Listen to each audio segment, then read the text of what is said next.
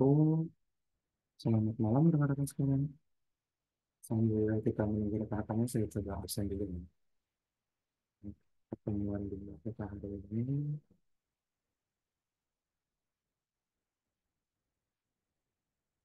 Nah, ini hadir yang bersama itu sebenarnya ini Azam.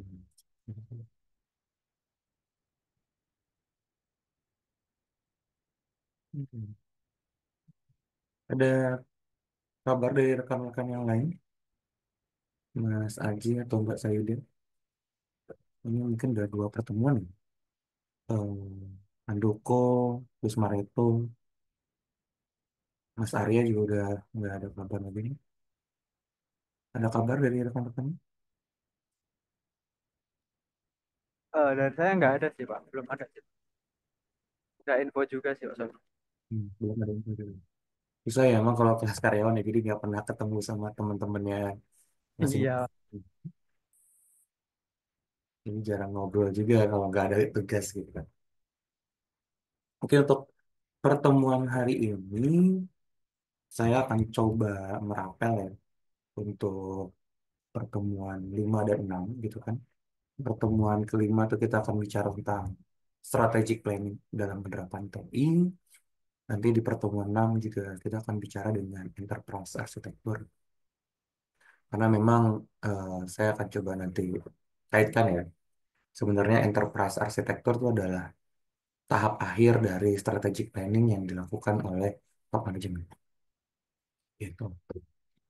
Jadi untuk pertemuan kali ini gitu kan, uh, mungkin ada pertanyaan besar ya dari rekan-rekan atau yang bisa kita tarik ya dari proses saat ini tuh sebenarnya IT alignment itu penting nggak sih? Lalu sebenarnya apa tuh hubungan antara relasi IT governance, tata kelola ya, lalu strategic planning sampai value delivery.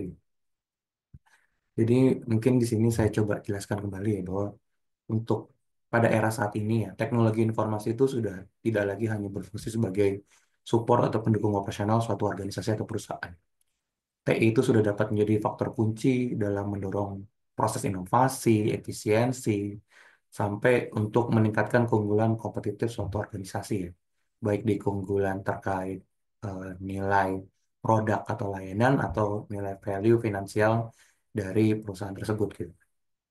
Sehingga organisasi tanpa proses alignment atau penyelarasaan dari top manajemen sampai ke jajaran di bawahnya terkait dari kaitan terkait strategi TI, tujuan bisnis, lalu terkait manajemen risiko, tentang sebenarnya risiko apa aja sih yang dapat terjadi dari investasi atau penerapan TI yang tidak efektif atau kontraproduktif gitu kan.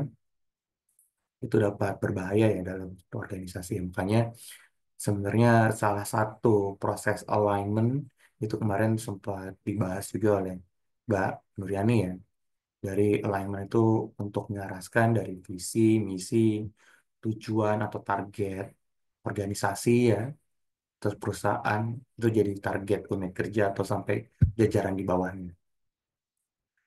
Itu juga yang membuat ya, penyelarasan antara TI dan bisnis itu memastikan bahwa semua inisiatif dari proyek, produk, dan layanan TI itu mampu berkontribusi langsung terhadap prioritas dan tujuan strategis dari perusahaan atau organisasi.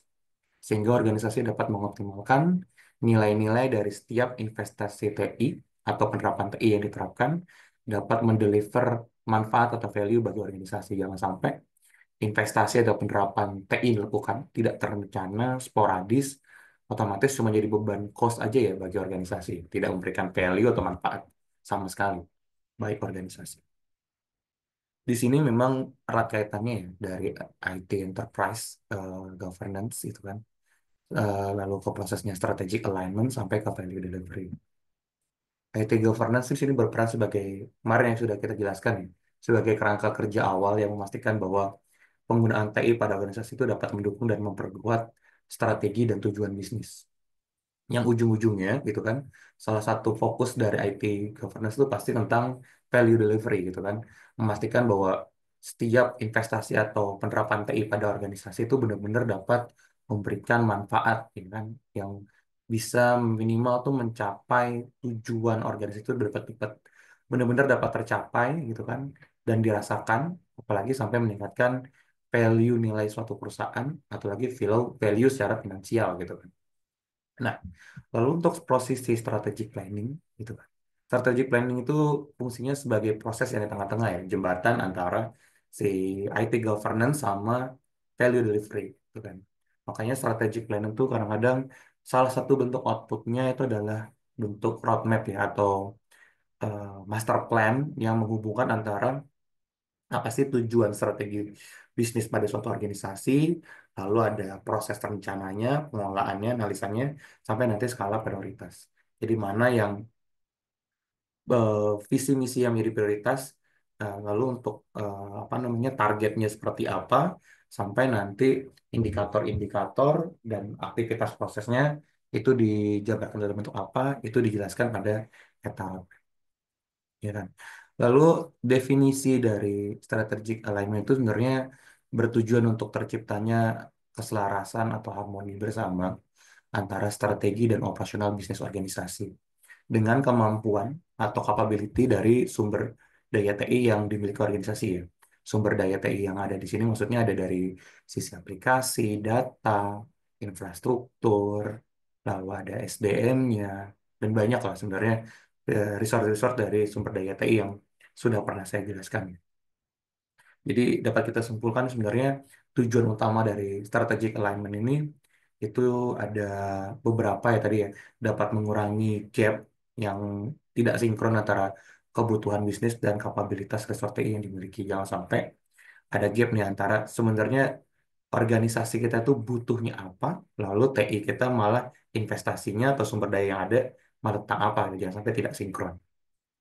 Lalu berikutnya adalah sebenarnya tujuan dari strategic alignment ini untuk mengoptimalkan kinerja dan nilai tambah dari investasi IT. Jangan sampai tadi investasi TI yang sudah digelontorkan gitu kan, disediakan dananya dan diterapkan, itu tidak mampu mengoptimalkan kinerja atau value organisasi. Lalu sebenarnya juga di strategic alignment ini untuk saat ini kadang-kadang mampu juga untuk meningkatkan agility ya, atau apa ya, resilient atau ketangguhan organisasi untuk beradaptasi menghadapi perubahan pasar dan teknologi. Apalagi sekarang di zaman saat ini mulai kelihatan eh, shifting nih teknologi dari sebelumnya di US gitu kan, sekarang shifting ke China ya. China benar-benar jadi organisasi atau negara yang semua big startupnya itu mampu meningkatkan eksploitasi terhadap nilai efisiensi ya. Mereka benar-benar sampai sekarang sudah masuk tahap dark factory di mana mereka sudah dalam tahap hyper efisiensi. Jadi lampu dimatikan, semuanya sudah menggunakan robot, sudah berdasarkan berdasarkan AI. Lalu juga inovasinya juga banyak sekali ya, bahkan terdepan dalam perkembangan teknologi saat ini. Itulah hubungan kenapa pentingnya IT alignment dalam apa namanya pencapaian value organisasi berdasarkan tadi tata kelola TI yang sudah dibuat. Gitu kan.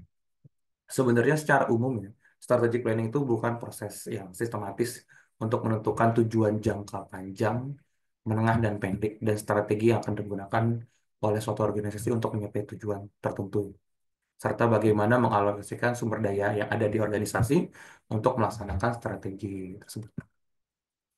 Nah, dalam konteks IT governance ya, strategic planning itu adalah salah satu elemen utama dari IT governance karena mampu memberikan arah dan fokus yang jelas. Nah, juga alignment ya, menyelaraskan. Berarti kan memberikan arah dan fokus yang jelas.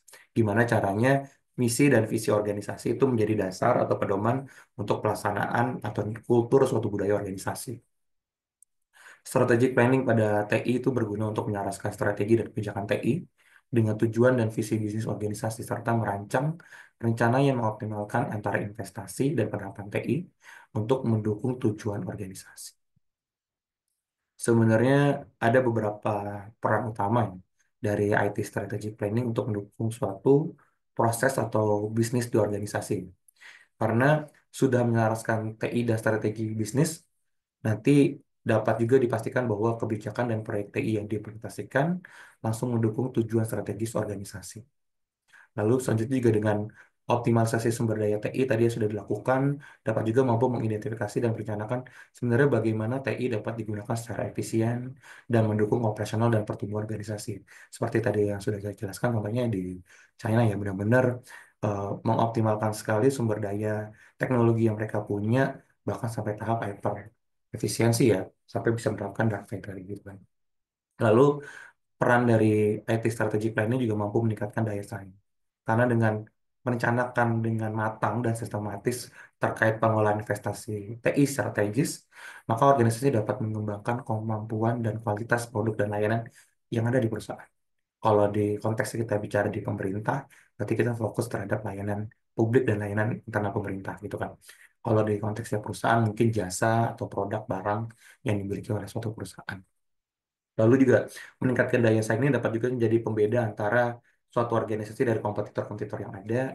Lalu dapat juga meningkatkan layanan pelanggan, atau kan kepuasan pelanggan, sampai bahkan dapat menjadi dasar untuk menciptakan inovasi atau temuan-temuan baru untuk produk dan layanan yang dimiliki. Lalu strategic planning itu juga mampu memberikan tadi roadmap ya untuk transformasi teknologi atau digital, bahkan sampai merancang detail ya langkah-langkah yang perlu diambil sebenarnya untuk mengadopsi teknologi yang baru itu dapat diterapkan apa sih untuk kemajuan bisnis di masa depan. Sebenarnya di IT strategic planning itu ada 5 proses ya, langkah-langkah yang biasanya kita lakukan. Dapat saya kategori menjadikan 5 langkah penting itu ya. Langkah pertama itu adalah pengaturan terkait visi dan misi. Pasti setiap organisasi biasanya memiliki visi dan misi. Proses penetapan visi dan misi organisasi ini tujuannya untuk memastikan bahwa setiap kebutuhan strategis TI selaras dengan tujuan jangka panjang, dan menengah dari misi organisasi. Contohnya dalam menentukan visi dan misi organisasi itu biasanya kita bertujuan atau berfokus untuk perspektif organisasi kita bakalan terjadi jadi yang terbaik di bidang apa. Apakah kita bakalan fokus untuk growth gitu kan suatu bisnis ekspansi gitu kan. Apakah kita bakalan fokus terkait kepuasan pelanggan, apakah kita berfokus untuk perspektif mendapatkan efisiensi sebesar-besarnya atau eh, growth untuk mendapatkan keuntungan juga sebesar-besarnya. Lalu langkah berikutnya itu tentang environmental analysis. Ini proses di mana kita harus bisa mengidentifikasi antara kekuatan, kelemahan, peluang, dan ancaman yang dapat dihadapi oleh TI dalam mendukung strategi bisnis. Mungkin rekan-rekan pernah dengar dengan analisa SWOT ya. Jadi analisa SWOT ini sangat penting ya untuk menganalisa faktor-faktor eksternal dan internal apa aja sih yang dapat mempengaruhi organisasi. Secara makro organisasi perusahaan, atau juga secara mikro untuk proses atau implementasi TI yang ada. Sebenarnya di environmental analysis ini atau pengaruh analisa lingkungan ini ada beberapa analisa ya. Selain analisa SWOT, nanti juga akan saya jelaskan tentang namanya 5 five Potter Forge gitu kan, dan analisa IFAS dan EFAS gitu kan, analisa internal dan strategi eksternal yang relevan lah sebenarnya untuk environmental analysis ini. Lalu langkah yang 3 itu tentang goal setting itu di mana kita mampu menetapkan tujuan yang spesifik dan terukur pastinya ya untuk strategi TI yang mendukung visi dan misi organisasi. Salah satu bentuk goal setting visi dan misi ini biasanya kemarin sempat kita bahas juga dengan Mbak Nuriani ya tadi sudah jelasin juga bahwa kan kita biasanya kalau visi itu kan gambar umum besar. Misi adalah target yang ingin dicapai untuk mendukung suatu visi yang ingin dicapai. Itu kan secara organisasi.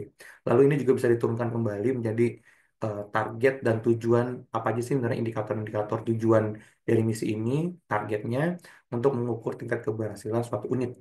Bicaranya kalau sini tentang cara tentang IT strategic plan berarti unit IT.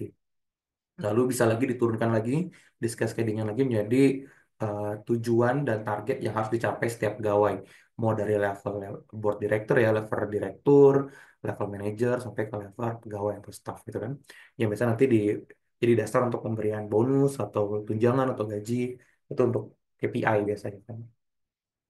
Lalu untuk yang keempat biasanya langkah yang penting atau dilakukan untuk strategic planning itu adalah melakukan perencanaan implementasi ya. Perencanaan implementasi ini tujuannya untuk bagaimana tujuan strategis organisasi akan dijalankan melalui proyek dan inisiatif TI yang sesuai dengan visi dan misi. Nah, implementation planning ini nanti akan kerat kaitannya dengan enterprise arsitektur yang sebenarnya akan kita lakukan di pertemuan ke-6 gitu. Nanti akan coba saya padatkan gitu kan, karena nanti saya berhalangan hadir untuk pertemuan ke-6. Nanti ada tugas juga, sebenarnya tugasnya berkaitan, di rekan-rekan nggak perlu kumpulin minggu ini atau minggu depan, nanti kumpulinnya di saat UTS saja sebagai pengganti UTS gitu kan. Jadi rekan-rekan bisa cicil tugasnya dari sekarang di pertemuan kelima, ke-6, sampai nanti untuk pertemuan UTS, pengganti nilai UTS. Oke, saya lanjut. Jadi di IT Strategic Planning untuk tahap berikutnya tuh yang umum pasti yang ada di terakhir ya, itu untuk tahap monitoring dan evaluasi ini untuk mengukur bagaimana sih sebenarnya sumber daya kinerja TI yang kita miliki itu dapat kita selain kita ukur monitoring berdasarkan internal kontrol yang kita punya sehari-hari gitu kan. Ini juga bisa juga dievaluasi dan dilakukan evaluasi itu bisa juga sifatnya tiap bulan, triwulan, atau semester, bahkan tiap tahun gitu ya kita ukur jadi laporan report tahunan gitu kan. Atau juga bisa kita lakukan dengan bentuk audit terhadap penerapan TI yang dilakukan di organisasi. Tujuannya apa? Untuk memastikan bahwa penerapan TI yang dilakukan itu masih dalam koridor untuk mendukung strategi dan tujuan bisnis organisasi.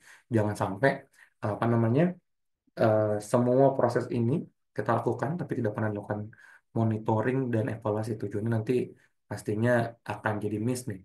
Tidak tidak ada guideline yang mengatur bahwa implementasi yang saat ini kita terangkan itu masih dalam koridor yang sama gitu kan.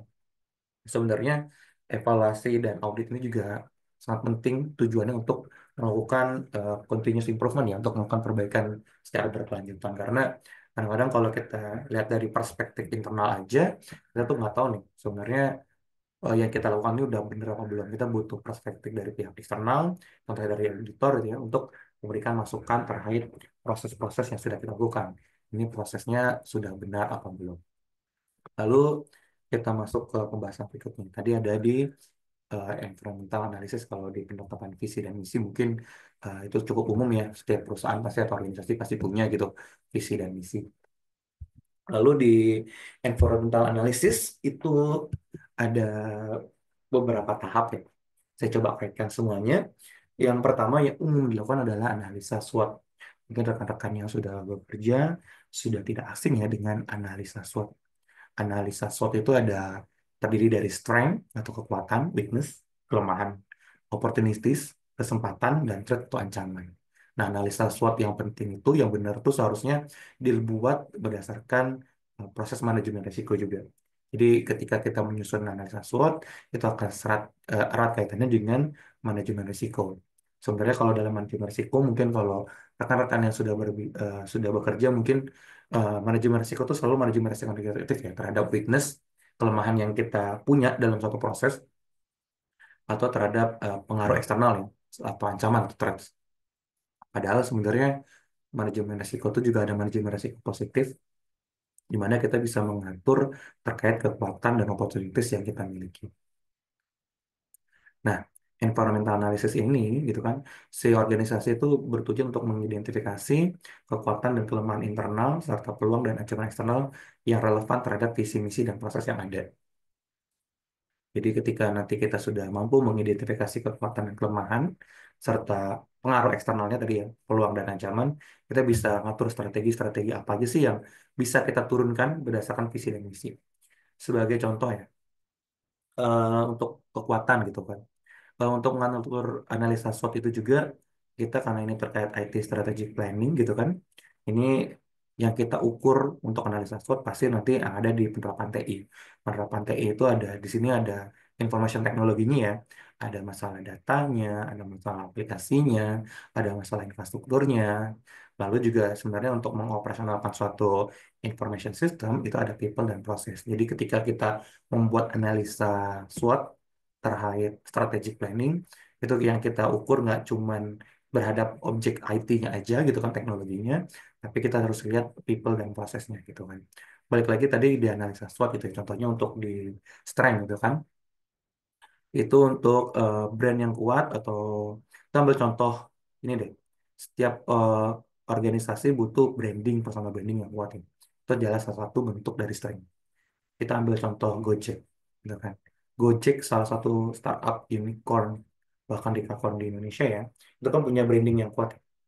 Mereka jadi pionir atau startup pertama yang jadi produk lokal gitu kan, yang udah dikenal luas di seluruh Indonesia, bahkan udah ekspansi juga gitu kan ke luar negeri.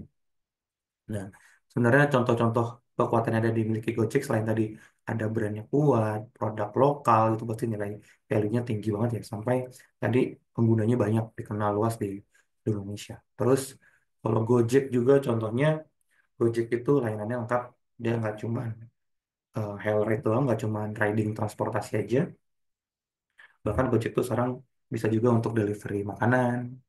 Di Gojek juga sekarang ada apa namanya ekosistem keuangan, ada GoPay, ada bank digitalnya.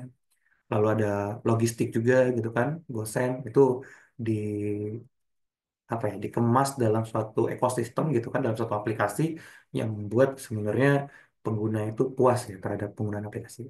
Jadi cukup satu aplikasi, ada banyak ada banyak apa layanan, otomatis user experience dalam satu aplikasi ini jadi satu ekosistem yang menjadi ketergantungan nih oleh para penggunanya. Itu jadi nilai lebih kekuatan dari Gojek. Itu dari sisi pengguna. Dari sisi pengguna internal juga ekosistem Gojek itu punya mitra yang besar ya. Dari sisi driver, merchant, merchant tuh di sini payment gateway-nya, lalu mitra usaha, toko-toko juga banyak gitu kan. Itu salah satu nilai kekuatan lebih ya dari Gojek. Itu analisa suatu sederhana ya dari Gojek. Lalu kalau kita lihat juga sebenarnya dari Gojek, Gojek walaupun itu punya branding yang kuat, produk yang baik, pasti dia cuma juga memiliki suatu kelemahan. Gojek otomatis tadi karena dia sebagai startup pasti dia butuh investasi yang besar ya dari apa namanya pendanaan asing gitu venture capital untuk melakukan promosi-promosi ya. Nah, kadang-kadang promosi-promosi ini itu terlalu besar nilainya untuk menarik pelanggan. Otomatis Gojek ini butuh ketergantungan dana yang besar ya untuk eh, bakar uang nih untuk menarik pelanggan untuk tetap setia di ekosistem aplikasi Gojek nih. Lalu Gojek juga punya tantangan pasti dari sisi internal itu terkait kelemahan untuk menjaga kualitas layanan aplikasi gitu kan. Jangan sampai aplikasi Gojek tadi sudah jadi ketergantungan tadi di semua apa namanya penggunanya ya masyarakat gitu untuk pengguna transportasi, makanan, keuangan, jangan sampai kualitas layanan aplikasi nggak dijaga. Selain kualitas layanan aplikasinya jaga, jangan juga sampai kualitas dari si drivernya gitu kan nggak dijaga. Kalau drivernya sebenarnya banyak masalah, sering cancel order tiba-tiba, atau merchant yang sering cancel order tiba-tiba tanpa ada konfirmasi, keterlambatan dalam gosen itu kan pasti jadi nilai lemah ya, nilai minus bagi Gojek gitu kan. Terus tadi juga berkaitan tentang promosi, sebenarnya ada satu lagi kelemahan dari Gojek ya sebenarnya, karena sekarang persaingan cukup ketat gitu kan, apalagi ada Grab yang kompetitor sebelah gitu kan. Apalagi sekarang ada mungkin ada Maxim ya yang dari sisi transportasi ya atau InDrive gitu kan karena sama-sama bergerak di bidang yang sama otomatis kan persaingan harganya juga makin kompetitif ya karena persaingan makin kompetitif pasti margin keuntungan juga makin tipis. Nah ini karena persaingannya cukup banyak dan cukup besar ya karena rata-rata juga ada startup dari luar otomatis menjadi nilai lemah nih dari Gojek karena marginnya makin tipis karena harus bersaing harganya seperti itu. Dari sisi eksternal, Gojek juga memiliki beberapa peluang ya. Contohnya si Gojek juga tadi udah ekspansi, nggak cuman ke pelosok-pelosok di Indonesia ya, ke kota-kota kecil di Indonesia, bahkan Gojek itu juga sudah ekspansi ke beberapa negara ASEAN ya, seperti contohnya Vietnam. Lalu juga Gojek itu juga bank digitalnya melalui GoPay ya itu jadi udah tumbuh juga ya jadi pembayaran digital terbesar di Indonesia gitu kan nggak cuma di Indonesia bahkan bisa di Asia Tenggara ya bahkan GoPay itu karena kris itu kan udah bisa diterapkan juga di seluruh negara ASEAN otomatis pembayaran menggunakan GoPay ini ekosistemnya cukup besar juga. Lalu tadi peluang juga bahwa karena sekarang sejak pandemi itu disrupsi digital semua orang jadi pengen itu serba online, serba praktis gitu ya. Semua aktivitas semuanya ada di genggaman tangan gitu kan. Tren gaya hidupnya kan udah berubah ya. Otomatis karena tadi si pelanggannya juga udah shifting nih dari yang senangnya manual jadi serba online gitu kan. Kan ketergantungan terhadap Gojek ini juga salah satu bentuk opportunities dari Gojek selaku penyedia layanan ya. Lalu sebenarnya ada lagi nggak ya terkait opportunities Gojek ya palingan kemitraan strategis ya. Jadi Gojek itu kadang-kadang suka ada kerjasama CSR dengan beberapa perusahaan global ya untuk IT development. Mereka suka ngajarin masih webinar atau ada pelatihan-pelatihan. Itu salah satunya dari nilai opportunities Gojek biar tadi memperkuat juga sebenarnya untuk eh, brandingannya dia untuk berkontribusi ke masyarakat tuh apa sih sebagai produk lokal gitu kan apalagi dekakor atau besar di Indonesia ya.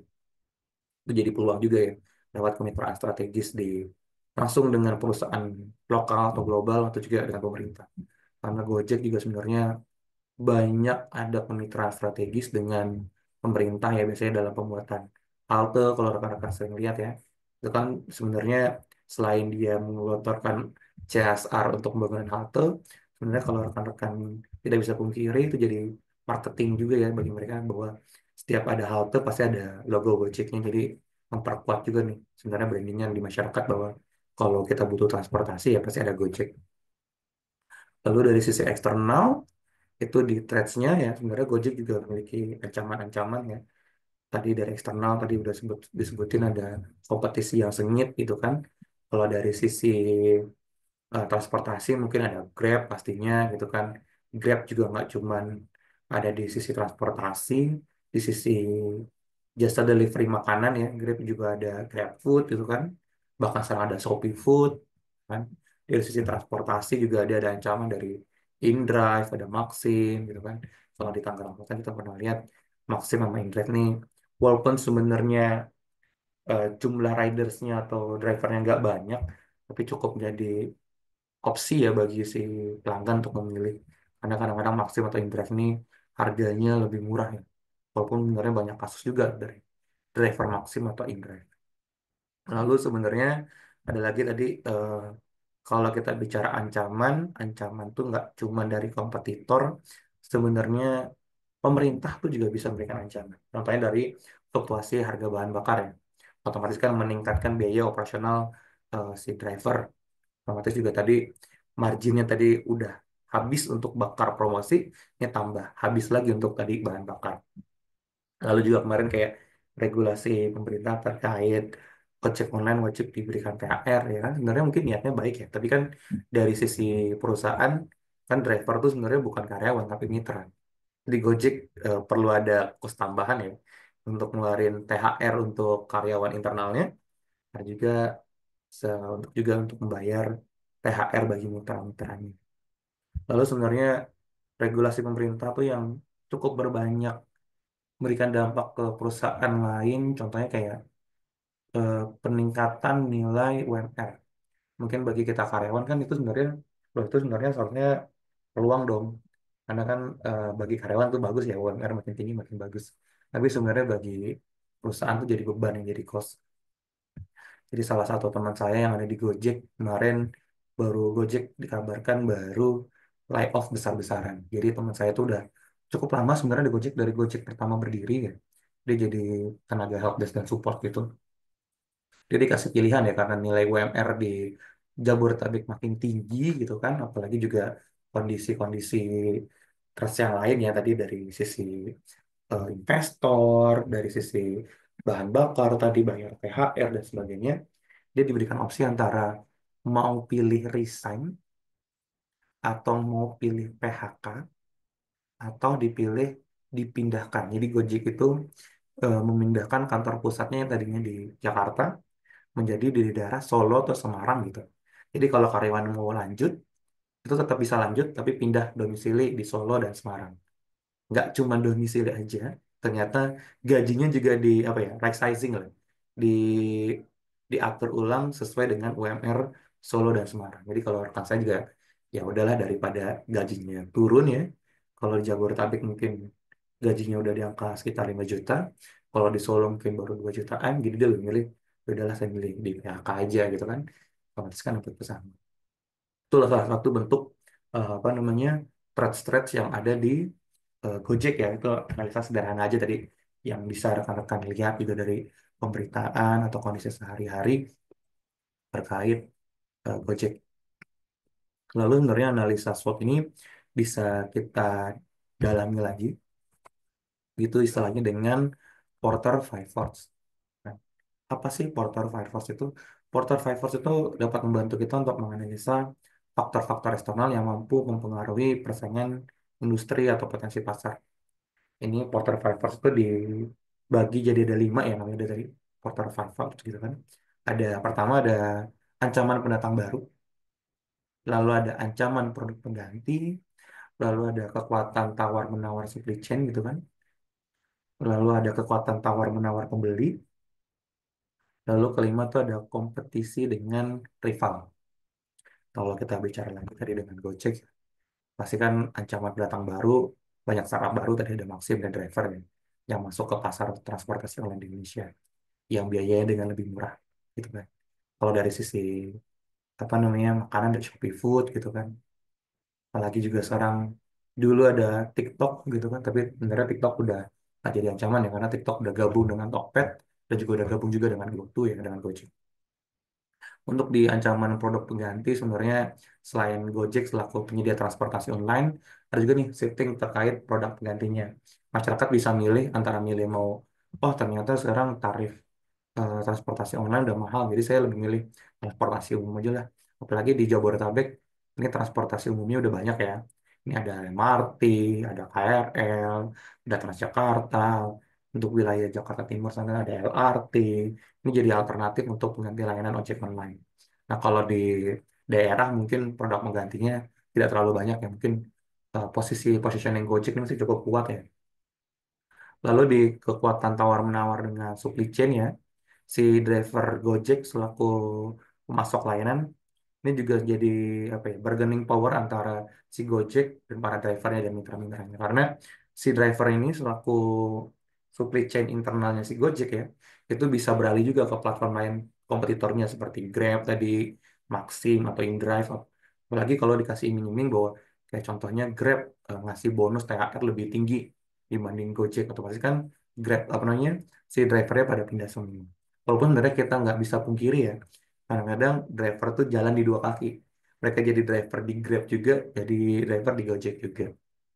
Itulah kadang-kadang ini adalah supli. Jadi antara si driver selaku supply chain utama si Gojek gitu kan, nah itu jadi bargaining power yang penyedia layanan dengan peran drivernya. Jadi bargaining power nggak cuma ada dengan supply chain internal gitu kan, ada juga bargaining power dengan customer ya atau pembeli ya.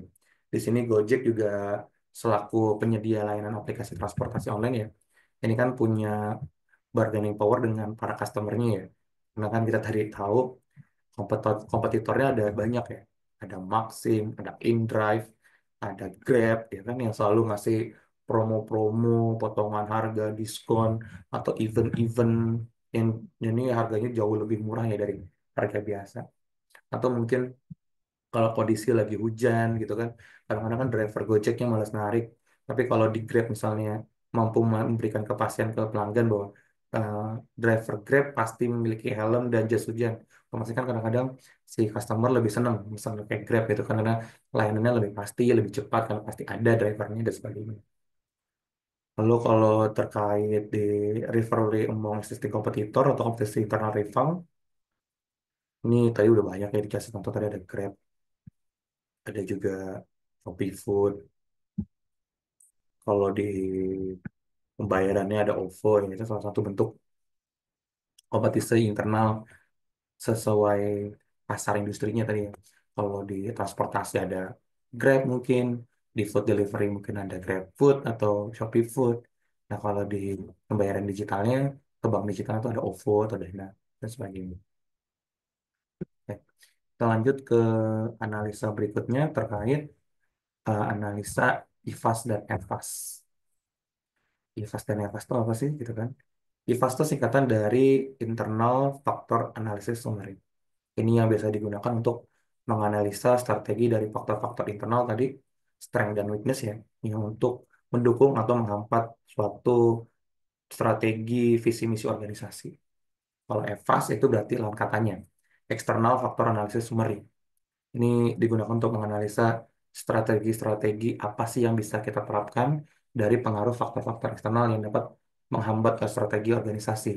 Kalau faktor eksternal dari EVAS pasti kan tadi ada opportunities, ada juga eh, apa tadi threat ya, ancaman ya, yang dapat mempengaruhi nilai positif dan negatif di suatu organisasi.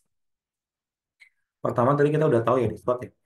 Kalau di SWOT kan internalnya itu ada strength dan weakness. Jadi kalau yang mendukung IFAS itu ada strength, kalau yang menghambat IFAS itu ada weakness, ada kelemahan. Nah kalau di EVAS itu yang mendukung apa namanya, mendukung tujuan organisasi itu ada opportunities, kalau yang menghambat itu ada threat. Kalau tadi kita juga sudah bahas di sebelumnya, kita udah gali juga nih pengaruh eksternal pakai Porter Five Force ya untuk menggali lagi sebenarnya peluang dan ancaman yang dimiliki organisasi gitu kan. Lalu untuk kita bisa membuat strategi IFAS dan EVAS, strategi IFAS dan EVAS ini biasanya kita pecah jadi 4 strategi ya. Itu pertama strategi terkait strength dan opportunity. Strength dan opportunity ini biasanya ada di kuadran satu ya. Kuadran satu itu biasanya dia bicara tentang strategi kuadran. Nah, strategi kuadran ini biasanya digunakan untuk bagaimana kita membuat strategi yang memanfaatkan kekuatan yang kita miliki dan mengambil peluang yang ada. Contohnya tadi kalau Gojek ya. Gojek ini kan kita tahu ya, dia brandingannya kuat sebagai brand lokal gitu kan. Lalu dia punya apa namanya opportunity untuk jadi apa ya, ikan terbesar dari suatu kolam lah. Dia bisa mengambil pasar terkait tadi ojek online, pembayaran digital sampai logistik ya, pengiriman logistik. Nah, karena dia ada di kuadran satu tentang strategi, biasanya nilai IFAS-nya tadi tinggi ya. IFAS-nya tinggi, IFAS-nya juga tinggi. Jadi organisasi itu secara internal tuh kuat ya, bisa menghadapi banyak apa namanya pengaruh internal dan eksternal. Nah, kalau dia ada di strategi kuadran, biasanya dia nanti di balance scorecard-nya tuh dia akan lebih fokus di perspektif bagaimana mengatur strategi untuk growth, gimana caranya kita bisa ekspansi. Contoh tadi ekspansi ke layanan lain, bisa juga ekspansi ke negara lain gitu kan, atau bisa juga ekspansi untuk nambah produk lain gitu kan. Sebenarnya kita bisa tahu dulu tuh sebenarnya Gojek lebih banyak ya inovasinya ya. Selain terkait apa namanya tadi transportasi, makanan, logistik, keuangan. Dulu tuh sampai ada Go Live ya. Ada jasa bersih-bersih rumah, ada jasa apalagi bengkel, ada Halodoc juga di situ tuh udah banyak banget. Lalu strategi kedua itu terkait strength dan threat. Ini strength dan threat ini strategi yang ada di kuadran 2 ya, yang biasanya kita sebut dengan kuadran high potensial. Ini biasanya digunakan untuk memanfaatkan kekuatan yang dimiliki organisasi untuk mengatasi ancaman-ancaman yang muncul dari pihak eksternal, gitu kan. Nah, contohnya tadi kalau Gojek, dia biasanya karena dia sudah jaringannya luas, kenal di umum di wilayah di Indonesia gitu kan, biasanya dapat melawan ancaman dari kompetitor baru tadi contohnya sebagai Maxim dan InDrive. Jadi karena dia jaringannya udah luas, pasti kan Gojek tuh lebih dikenal lah karena dia lebih dulu ya. Jadi nilai brandingannya udah kuat gitu kan, strength-nya udah kuat.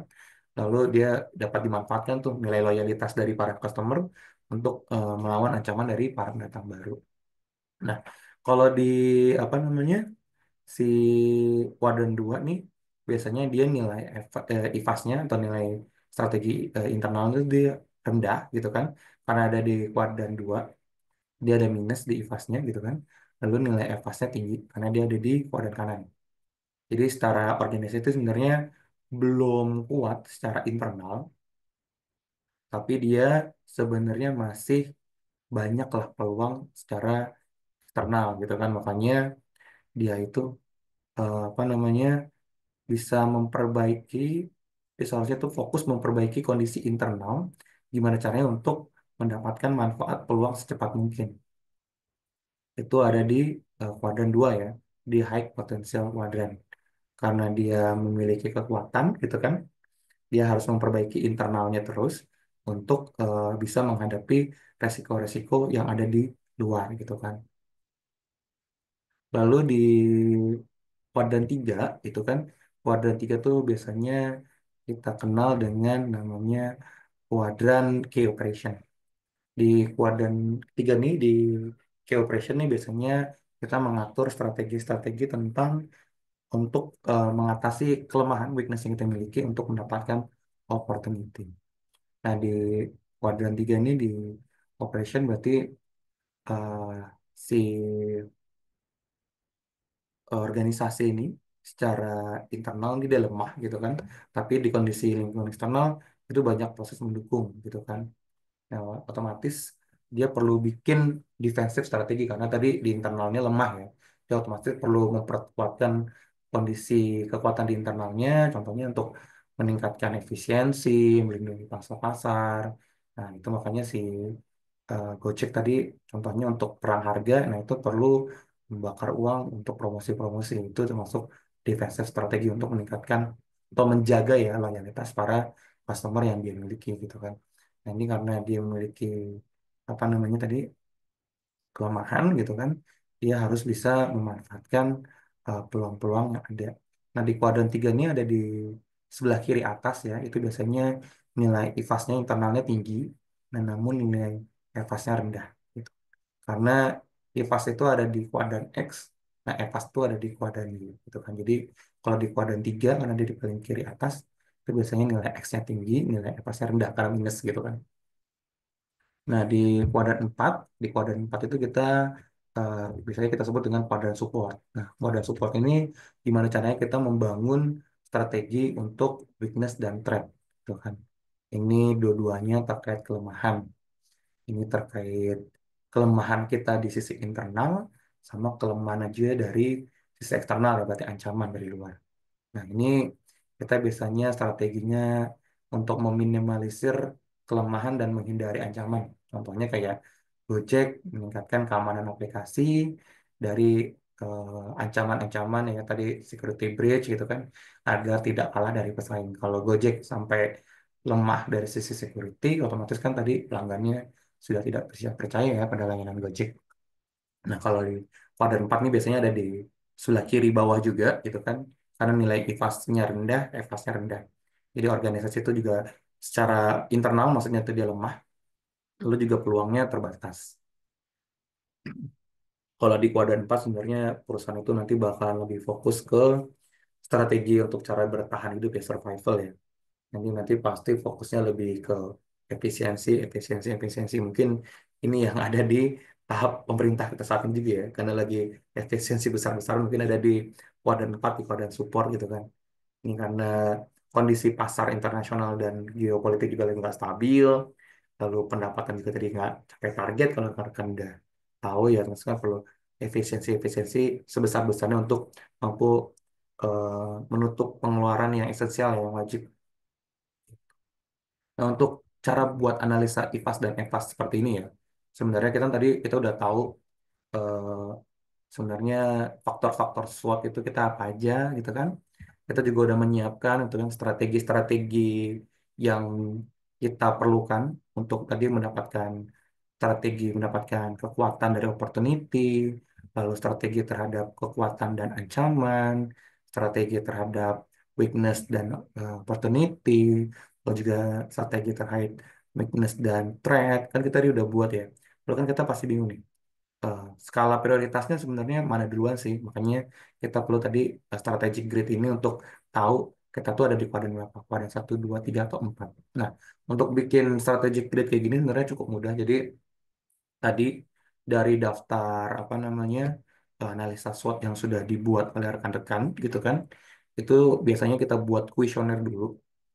Lalu ketika kita sudah buat kuesioner, lalu kita berikan bobot pada setiap kuesioner ya, faktor-faktor tadi.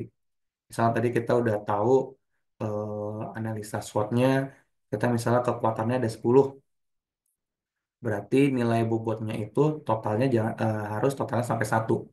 Jadi kalau tadi kita punya kekuatannya 10, berarti bobot-bobotnya itu di setiap indikator minimal 0,1 ya. Jadi karena 0,1 kali 10 kan jadinya 1. Nanti setiap pertanyaan gitu kan, itu nilainya 0,1. Itu wajib memang satu ya. Jadi nanti kan kita tahu dia ada di kuadran berapa. Lalu nanti kita beri rating juga terhadap kuesioner. Nah, ini biasanya karena kuesioner biar mempermudah untuk penilaian juga dari penilaian itu biasanya kita pakai skala 5 ya. Jadi jangan pernah dalam skala genap. Kalau genap tuh kadang-kadang bingung nih. Kalau yang 50-50 kan kita bisa nilai 3 ya. Kalau 4 kan, kalau cuma 4, 1, 2, 3, 4, 50-50 tengahnya penting apa nggak penting, kita bingung gitu kan. Mau milih 2 atau milih 3. Jadi lebih baik tuh ganjil 5 gitu kan. Jadi kita tahu mana yang lebih penting, mana yang lebih tidak penting. Jadi kalau nilainya 5 berarti paling sangat penting. Kalau nilainya 1 berarti tidak penting. Nah, kalau kita tadi udah tahu kuesionernya berapa, tadi ada 10 contohnya, terus kita udah tahu bobotnya, misalnya 0,1 tiap apa namanya tiap indikator gitu ya. Nanti untuk skor akhirnya kita tinggal kali aja nih, bobot kali rating. Kalau misalnya tadi nilainya ratingnya 5 gitu kan, sangat penting gitu kan, tinggal dikali bobot berarti 0,1 kali 5 berarti nilainya 0,5. Itu kan nanti tinggal ada kuesionernya berapa, kita tinggal ambil rata-ratanya aja. Nanti ketika kita udah dapat menghitung semua tuh, mengambil rata-rata dari setiap nilai IFAS dan EFAS yang kita miliki, karena kan tadi ada SWOT ya, berarti nggak cuma kekuatan, berarti semuanya tuh. Dari kekuatan, kelemahan, opportunity, sama ancaman. Nanti kita bisa memetakan nanti kita tuh ada di kuadran apa sih, kuadran 1, 2, 3, dan 4. Ketika kita sudah dapat apa namanya nilai setiap skor tadi, analisa SWOT-nya, untuk sumbu X itu tadi yang saya bilang ada di IFAS ya. Kalau ngitung IFAS tuh dari strength dikurang weakness. Nah, kalau di sumbu Y itu ada apa namanya opportunities dikurang threat atau ancaman. Ini contoh saya buat tadi barusan aja gitu kan terkait apa namanya analisa strategik di organisasi saya lah contohnya sebagai contoh yang umum yang bisa saya buat. Ini contoh di organisasi kita nih di pemerintah Kota Tangerang Selatan. Kita punya produk perseratan namanya si Sumaker. Jadi saya jelasin dulu ini sebagai contoh buat rekan-rekan. Ini di visi misi organisasi kita seperti apa, lalu produk kita terkait si Sumaker itu seperti apa. Nah, lalu saya sini jabarin ya analisa SWOT-nya, kekuatannya itu ada apa aja, weakness-nya itu ada apa aja. Ini kan berarti faktor internal. Lalu di faktor eksternal, berarti saya punya ada opportunities-nya apa aja, lalu ancamannya apa. Nah, sebenarnya ketika tadi kita sudah memetakan nih tadi nih antara SWOT-nya itu ada indikator apa aja. Nah, ini yang jadi dasar nanti kita buat kuesioner.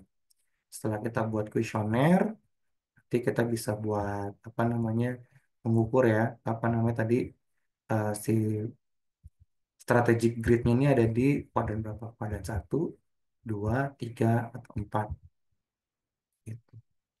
Ntar saya buka perhitungan Excel-nya dulu sebentar ya. Tadi saya ada buat, oh, tadi ada di sini.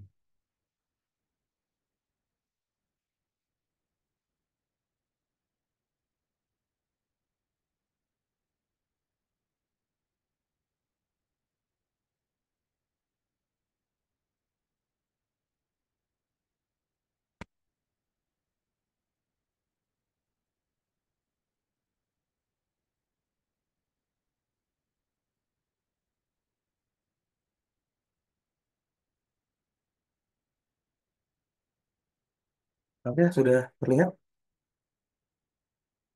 Nah, ini tadi contohnya saya buat faktor-faktor kekuatan yang dimiliki itu ada apa aja gitu kan. Setelah ada 15 indikator, lalu faktor internal yang terkait kelemahan juga apa aja, misalnya ada 10 indikator, dari analisa SWOT tadi. Lalu faktor eksternal, opportunities-nya ada berapa faktor, lalu threats-nya ada berapa faktor. Nah, di sini di setiap faktor ini kita kasih nilai bobot. Bobotnya itu misalnya bisa kita samain atau kita beda-beda itu juga bisa. Intinya jangan intinya adalah ketika di total nih setiap bobot ini kalau total nanti jumlahnya 1. Jadi bisa nilainya 0,5 semua atau berbeda-beda. Kan rekan-rekan yang dapat apa ya mengukur seberapa penting sih sebenarnya faktor-faktor ini gitu kan. Nanti ketika kita sudah tahu nilai bobotnya berapa, kita tentukan sendiri, gitu kan. Lalu kita sebar nih kuesionernya. Jadi ketika sudah disebar kan nanti kita minta ya. Sebenarnya untuk produk persyaratan kita nih, faktor sebuah aplikasi itu wajib memudahkan pemahaman user agar tampilannya user friendly. Kita kasih nilai 4,5. Nanti kita tanya ke pengguna nih. Ini kalau aplikasi user friendly itu penting nggak sih? Kalau 5 berarti penting banget. Kalau 1 berarti tidak penting gitu kan. Nanti kita sebar tanya ke masyarakat. Kita tanya ke pengguna. Nah ini nanti kita tanya nih. Kita hitung semuanya jawaban si siapa namanya tadi pengguna apa berapa aja nilainya antara skala 1 sampai 5. Lalu nanti kita jumlahkan. Ketika sudah kita jumlahkan, lalu kita rata-ratakan. Berarti kita tahu nih di pertanyaan pertama itu dari 50 orang saya sebar, berarti skala pentingnya 4,94. Berarti termasuk penting. Nanti tinggal kita kali nih. Nilai ratingnya 4,94 dengan bobotnya 0,5 berarti skornya 2,3. Nanti semua ini kita sum, berarti kita tahu nilai IFAS dari strength kita. Nilai strength kita berarti dinilai 3,39. Sama nanti di weakness juga sama. Kita tadi udah tahu weakness kita ada 10. Nanti kita tanya lagi ke pengguna gitu kan. Faktor-faktor weakness ini penting atau nggak penting sih? Nanti udah kita tanya ke pengguna, kalau kita sudah dapat rata-ratanya, tinggal kita kali lagi dengan bobot yang sudah ada. Ketika kita sudah tahu skor akhirnya, bobotnya berapa, setelah kita dapat nilai weakness kita. Berarti tadi kita udah tahu ya, kekuatannya ada di nilai 3,39, weakness-nya ada di 1,52. Untuk tahu nilai sumbu X, tadi kita sudah tahu rumusnya, sumbu X atau IFAS itu dasarnya dari strength dikurang weakness. Berarti 3,39 dikurang 1,52. Nilainya 1,87. Berarti kalau 1,87 kan berarti dia masih positif ya. Berarti ada di kuadran kanan. Nah, tapi kan kita masih belum tahu nih. Di kuadran kanannya ada di atas apa di bawah. Nah, makanya kita ukur lagi berdasarkan faktor EVAS atau faktor eksternal. Faktor EVAS kan tadi ada yang positif di opportunities, ada juga di threats. Nah, ya tadi prosesnya dari ini kita ada kuesionernya. Faktor-faktor eksternal tadi terkait opportunities dan threats. Kita sebarkan lagi ke si pengguna. Ini sebenarnya levelnya di penting atau tidak penting. Kalau nilainya satu faktornya itu penting berarti 5, kalau tidak penting 1. Nanti kita jumlahin juga, lalu kita ambil nilai rata-ratanya, lalu kita kalikan lagi dengan bobotnya. Kalau kita udah dapat gitu kan dari opportunities, contoh tadi nilai opportunities didapatkan tadi dari hasil kuesioner, dari bobot kali rating totalnya ada di nilai 2,51. Nah, kalau di trash adanya di 2,04. Nah, ketika menghitung sumbu Y, tadi rumusnya sumbu Y adalah opportunities dikurang trend. Gitu kan. Tadi kan kita sudah tahu nilai opportunities kan 2,51. Berarti opportunities 2,51 dikurang trend nilainya 2,04. Sisanya 0,47. Berarti kita tahu nilai EVAS kita adalah 0,47. Berarti nilainya juga masih positif. Nah, dari sini berarti kita bisa ukur berarti sebenarnya organisasi kita atau produk layanan kita nilainya masih di kuadran satu karena dua-duanya positif ya. Berarti masih di kuadran satu tadi terkait strategik. Nah, kalau kita udah tahu organisasi kita ada di level strategik, berarti nanti untuk implementasi strateginya kita akan fokus di urusan terkait apa tadi kalau strategik dia bakalan fokus di strength dan opportunities. Berarti bagaimana eh, si organisasi ini mampu memanfaatkan kekuatan yang sudah ada untuk mendapatkan peluang-peluang yang ada di luar sana. Gitu. Untuk sampai saat ini dari rekan-rekan sekalian, ada pertanyaan? Ini kita baru analisa terkait lingkungan ya dari analisa SWOT, lalu tadi untuk eksternalnya kita bantu juga dengan five porter, lalu kita mengukur lagi strategi dari analisa SWOT ini, faktor-faktor yang udah ada, kita buat strateginya dari setiap faktor-faktor di analisa SWOT, lalu mengukur skala prioritasnya tadi dengan strategi grid, dengan analisa IPAS dan MPAS. Mungkin ada rekan-rekan ada pertanyaan?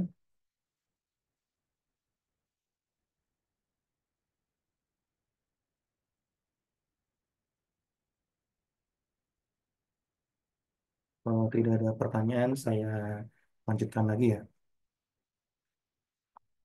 Karena kita coba rapel dua pertemuan. Kita lanjutkan kembali. Oke. Di tahap umum tadi, untuk IP strategic planning tadi ketika kita udah mengukur kondisi apa namanya lingkungan kita ya, dari strength, weakness, opportunities, threats-nya gitu kan. Langkah yang ketiga kan tadi ada juga goal setting ya. Kita menerapkan atau menetapkan apa namanya tujuan kita.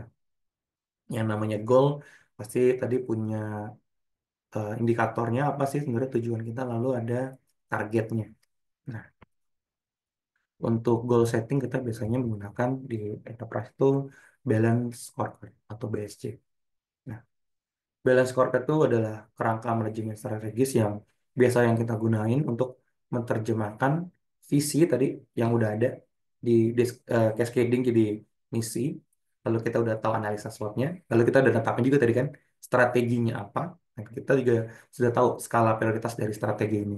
Gitu kan. Jadi tadi kita setelah scorecard kita udah bisa menerjemahkan visi, misi, tujuannya apa, lalu faktor-faktor internal organisasi kita seperti apa, lalu strategi organisasi kita gimana, lalu kita cari nih tujuan operasionalnya apa. Lalu balance scorecard itu juga bisa dibuat juga sebagai kerangka untuk mengukur kinerja organisasi dari berbagai perspektif, bukan cuma bicara terkait perspektif keuangan.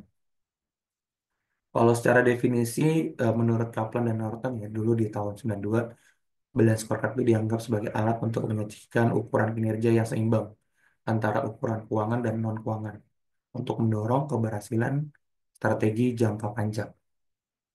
Nah, perspektif pada balance scorecard itu ada empat yang pertama ya. Ada finansial perspektif, karena kita bicara finansial, nah itu kita tentang bicara tentang keuangan. Di financial perspektif, ini bicara tentang sebenarnya apakah strategi organisasi yang dapat meningkatkan nilai finansial pastinya. Contohnya, bagaimana strategi-strategi atau tujuan yang dibuat itu dapat meningkatkan pendapatan, laba, atau ROI ya, return of investment. Lalu perspektif yang kedua tuh ada customer perspektif. Customer perspektif berarti tujuan organisasi yang ditetapkan untuk pelanggan. Gitu kan. Bagaimana pelanggan dapat menilai, melihat dari organisasi atau produk layanan yang kita miliki. Contohnya apa? Tadi pasti targetnya lebih ke kepuasan pelanggan, lalu ada nilai loyalitas pelanggan, lalu bisa juga diukur pakai eh, sebenarnya seberapa besar pangsa pasar produk atau layanan kita di masyarakat. Itu kalau kita mentargetkan di customer perspektif. Lalu di balance scorecard ketiga tuh ada juga untuk pengukuran kinerja berdasarkan internal business proses perspektif atau proses bisnis internal ya. Maksudnya proses apa yang harus utama agar memenuhi harapan dan pelanggan dan para apa ya pemegang saham perusahaan. Kalau internal business proses perspektif ini biasanya kita bicara tentang apa sih sebenarnya inovasi produk kita, lalu apa sih gimana caranya kita bisa mengefisiensikan operasional ya, secara biaya juga secara waktu gitu kan. Bicara tentang efektivitas proses juga di sini. Kalau kita targetnya bicara kualitas lain juga bicara tentang SLA pasti di sininya. Lalu untuk internal business proses perspektif pasti juga targetnya kecepatan layanan gitu kan, atau kecepatan produksi. Begitu kalau kita targetkan terkait internal business proses. Lalu ada juga target yang berdasarkan sifatnya learning and growth gitu ya. Kalau target di learning and growth perspektif ini biasanya tadi bagi organisasi yang ada di kuadran strategik biasanya. Kalau ada di kuadran strategik, pasti kan dia karena sudah kuat, opportunity besar, pasti dia berpikir gimana caranya untuk eh, bertumbuh ya, atau ekspansi. Otomatis bagaimana organisasi dapat terus meningkatkan dan menciptakan value. Ini di sini pasti kita bahas caranya tentang R&D ya, riset, lalu R&D juga perkembangan teknologi, lalu diklat-diklat atau pelatihan karyawan, lalu diklat-diklat juga terkait budaya organisasi terkait inovasi. Nah, ini pasti Kalau targetnya di learning and growth perspective. Jadi bagaimana caranya si perusahaan ini dapat terus berkembang ya, baik secara internal karyawan, budaya inovasi, atau teknologi.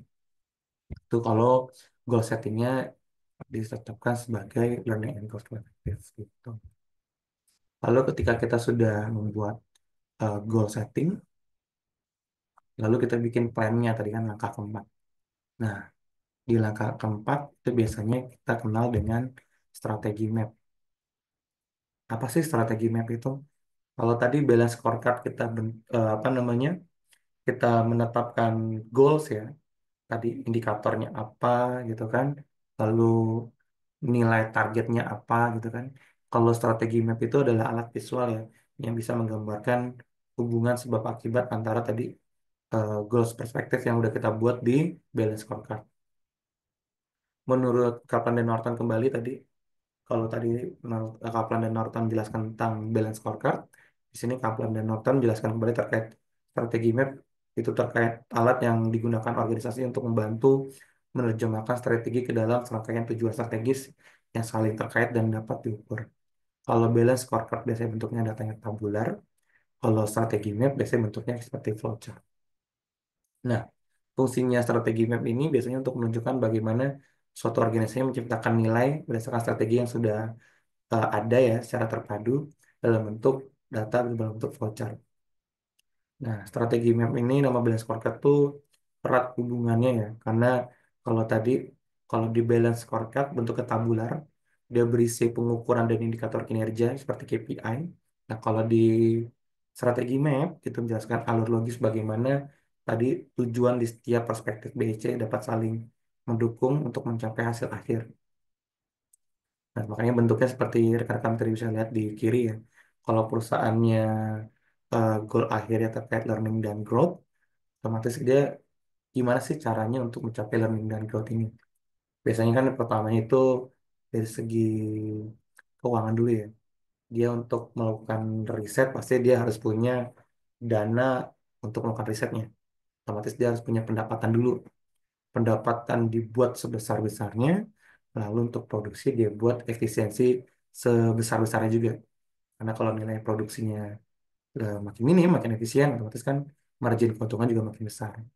Ketika dia biasanya udah finansialnya udah kuat, udah settle, gitu kan, biasanya dia fokus lagi ke customer perspektif, bagaimana caranya meningkatkan loyalitas pelanggan, gitu kan. Dia fokus ke customer perspektif, bagaimana meningkatkan kesetiaan, kepuasan, gitu kan, peningkatan pasar-pasar di pelanggan. Gitu. Lalu ketika dia sudah menguatkan dari segi customer perspektif, biasanya dia akan lagi untuk bagaimana caranya meningkatkan proses internalnya ya. Tadi apakah bisa dilewat standarisasi, lalu apa namanya, melakukan juga inovasi-inovasi, lalu menetapkan SLA gitu kan. Kan dari standarisasi ya sebenarnya. Menetapkan SLA, menetapkan threshold suatu proses gitu kan, tambang batas suatu proses, kan bagaimana dia meningkatkan internal proses dari suatu produksi. Baru nanti ketika finansialnya sudah bagus, customernya sudah bagus, lalu internal prosesnya sudah bagus, baru dia biasanya fokus untuk mengembangkan bisnisnya lagi. Karena kan ketika keuangan udah bagus, tadi customer juga udah setia, proses di internal juga udah bagus, udah dilakukan audit, udah sesuai standar, biasanya dia bisa fokus lagi kembali ke apa namanya learning dan growth. Nah, sebenarnya untuk strategi ini bentuknya nggak harus kayak gini ya. Karena nggak selalu finansial ada di paling atas. Ada juga kadang-kadang kayak perusahaan non-profit, otomatis kan finansial itu nggak jadi goals akhir gitu kan. Bisa juga kalau non-profit dia finansial tuh udah urusan kesekian gitu kan. Urusan akhir gitu. Berarti mungkin dia fokus kayak di TTS mungkin sebagai kampus pasti learning dan growth dulu yang utama. Ketika learning dan growth udah bagus, lalu bagaimana caranya mengoptimalkan proses internalnya dari sisi akademik, dari sisi pembelajaran. Lalu nanti ketika sisi pembelajarannya udah bagus, langsung master kan mahasiswa datang kan selaku customer, nanti bisa jadi mulut ke mulut, bagaimana caranya meningkatkan kesetiaan dari pelanggan gitu kan. Nanti ketika customernya sudah banyak gitu kan, otomatis kan finansial bisa datang dengan sendirinya. itu dari strategi map. Jadi kalau di strategi map itu sebenarnya tinggal penjabaran dari si balance scorecard gitu kan. Kalau balance scorecard tadi bentuknya data tabular, kalau si apa namanya, strategi map biasanya bentuknya flowchart seperti ini. Jadi dia kayak apa sih istilahnya, alur apa ya, alur yang saling apa namanya, ketergantungan atau saling terhubung gitu kan. Untuk jelasin sebenarnya untuk mencapai tujuan atau strategi organisasi, mana sih yang paling penting pertama, lalu alurnya seperti apa. Jadi strategi map ini biasanya kenapa sangat penting ya? Karena strategi map itu tadi yang bentuknya tabular mungkin kita belum bisa tahu nih sebenarnya tujuan organisasi kita seperti apa atau bagaimana cara nerapinnya. Nah, kalau dibuat strategi map ini kan otomatis semua orang bisa memahami ya sebenarnya strategi perusahaan itu prioritasnya di mana gitu, alurnya gimana.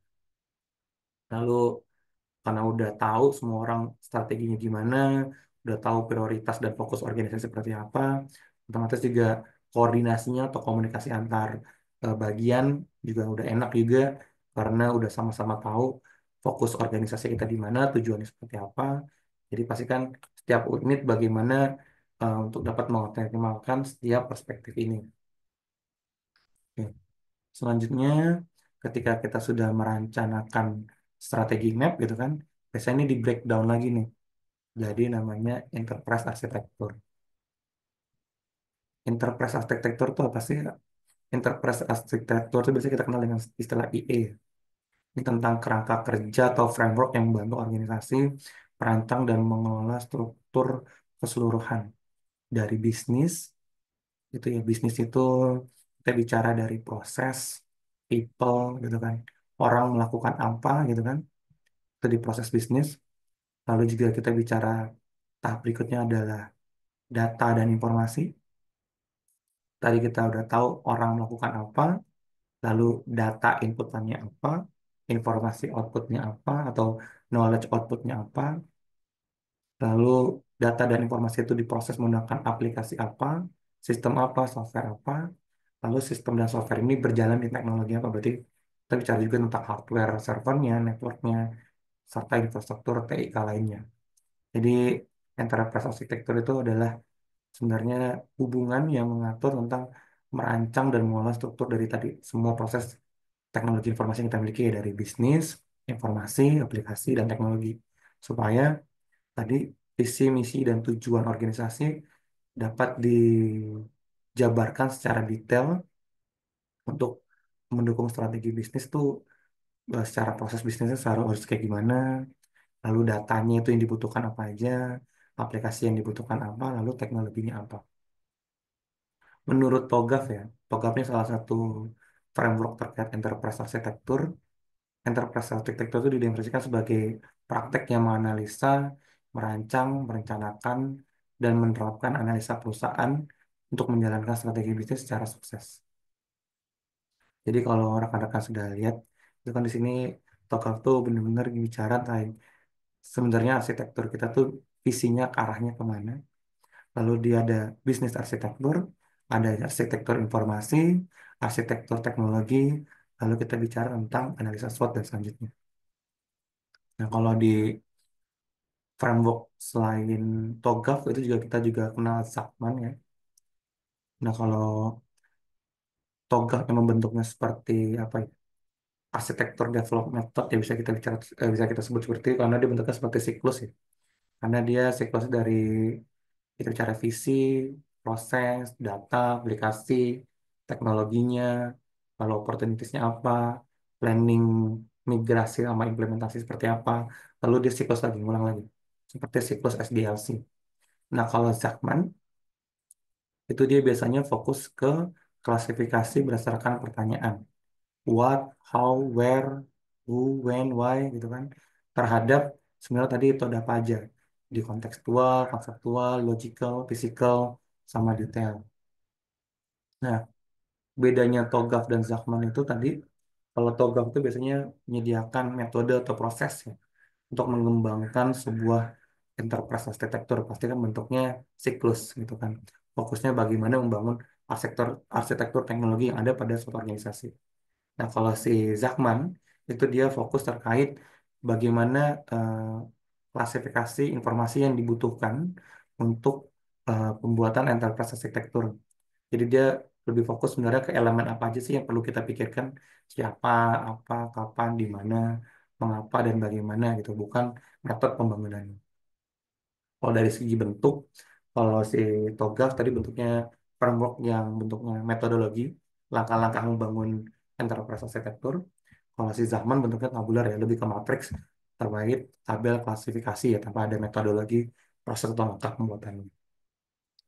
Kalau tadi juga saya jelasin, kalau TOGAF tuh dia secara pendekatannya lebih ke siklus ya, dari perencanaan sampai implementasi, transisi sampai ke pengelolaan.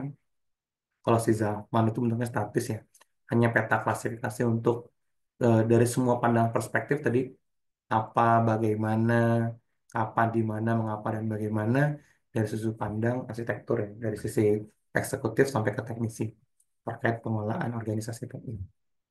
Nah, kalau secara sisi penggunaan, TOGAF itu biasanya digunakan untuk membangun atau mengelola teknologi yang nyata, biasanya membangun sistem, menerapkan teknologi AI, menerapkan teknologi machine learning, pengadaan server. Nah, itu biasanya pakai TOGAF.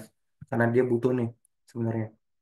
Untuk kita investasi server sebenarnya, itu server itu dibutuhkan untuk runningnya aplikasi apa sih? Running aplikasinya ini untuk proses apa sih? Untuk data dan informasi apa sih? Itu biasanya itu pakai TOGAF. Nah, kalau si Zahman biasanya untuk mengidentifikasi aja atau memetakan sebenarnya eh, enterprise arsitektur yang ada di organisasi ini jangan sampai ada perspektif yang terlewat gitu kan. Itu kalau dari sisi apa namanya swasta ya biasanya lebih terkenal dengan TOGAF dan Sakman gitu kan. Lalu kalau dari sisi pemerintah gitu kan, itu juga ada enterprise arsitektur juga, itu bisa dikenal dengan namanya SPBE, Sistem Pemerintah Berbasis Elektronik.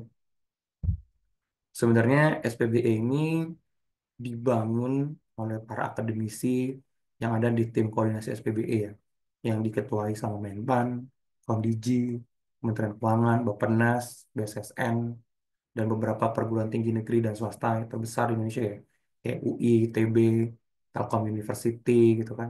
Sebenarnya Prof. Ono juga termasuk salah satu apa namanya tim koordinasi internal, pengarah internal mereka dalam menyusun kelompok SPBE ini.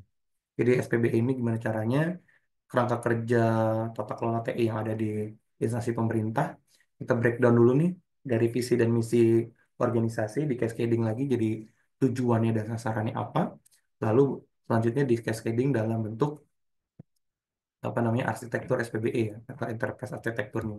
Jadi ketika si organisasi sudah tahu gitu kan si siapa namanya visi misi tujuan dan sasarannya apa, lalu kita breakdown lagi menjadi sebenarnya untuk menjalankan visi misi dan tujuan ini di dalamnya itu kita ada proses bisnis apa aja sih. Kalau di pemerintah pasti kan ada beberapa dinas ya, pasti kan punya beberapa proses bisnis dan SOP. Nah, proses dan bisnis dan SOP ini biasanya dapat kita apa ya, dapat kita kelompokkan gitu kan, kita gabung atau mungkin ada proses bisnis yang saling beririsan, saling berkaitan, bisa jadi layanan. Contoh kayak di dinas kesehatan deh. Dinas kesehatan kan pasti punya poli gigi, farmasi, laboratorium, poli SPOG, poli banyak lah ada poli-poli yang lain, ada layanan keuangan. Jadi kan ini bisa digabung jadi layanan kesehatan. Nah, dari beberapa proses bisnis digabung jadi suatu layanan. Lalu di dalam layanan itu nanti kita tahu nih, layanan ini dalamnya itu ada proses bisnis apa aja, siapa melakukan apa, lalu data inputannya apa, lalu informasi output atau knowledge outputnya itu apa. Itu jadi dasar nanti untuk membangun arsitektur aplikasi. Jadi nggak bisa tuh sekarang kalau di pemerintah membangun aplikasi tanpa ada arsitektur proses bisnis, layanan atau data yang jelas.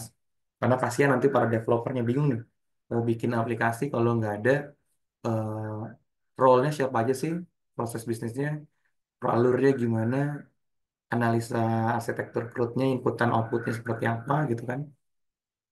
Lalu nanti ketika domain arsitektur aplikasi sudah dibentuk, biasanya jadi dasar untuk domain arsitektur dibentuk. Jadi untuk menjalankan proses dan aplikasi dan menyimpan data dan informasi ini, itu dibutuhkan arsitekturnya apa aja.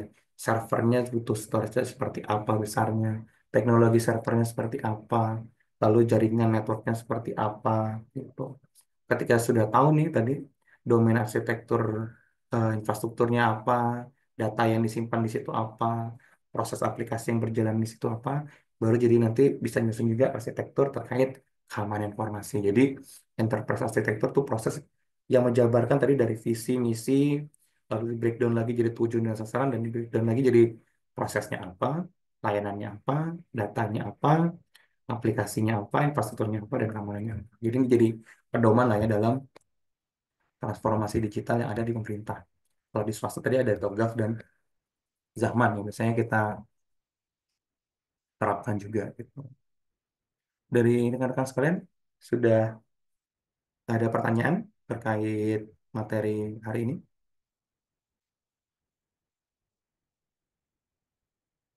Jadi ini semoga dapat menjawab juga tadi pertanyaan Mbak Nuliani kemarin ya.